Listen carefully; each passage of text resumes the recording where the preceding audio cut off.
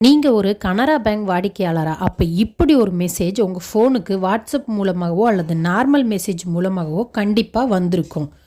இதனால இந்த message cyber crime சைட்ல இருந்து என்ன சொல்றாங்க அப்படின்னா, கடந்த 6 மாதங்கள்ல இந்தியாவில சைபர் குற்றவாளிகளோட எண்ணிக்கை ரொம்பவே அதிகரிச்சிருக்கு. இத உறுதி செய்யும் பொருட்டு ஒவ்வொரு இந்திய குடிமகனையும் வந்துட்டு ஃபோன் கால் மூலமாகவோ அல்லது செயலிகள் மூலமாகவோ அவேர்னஸ் குடுத்துக்கிட்டே இருக்காங்க. ஸோ கனரா பேங்கும் அவங்க சைட்ல இருந்து அவங்களோட கஸ்டமருக்கு ஸ்கேம் பண்றவங்க என்னென்ன முறையிலலாம் ஸ்கேம் பண்றாங்க அப்படின்னு ஒரு அவேர்னஸ் கொடுக்குற மாதிரி ஒரு சின்ன பிடிஎஃப் அனுப்பியிருக்காங்க. இதன் மூலமா தெரியாத எண்கள்ல இருந்து வர அழைப்புகளை எடுக்க வேண்டாம் என்றும், மேலும் ஓடிபி பரிமாற்றம் முற்றிலும் தவிர்க்கப்பட வேண்டும் என்றும் தங்க சைட்ல இருந்து கனரா பேங்க் சொல்லியிருக்காங்க.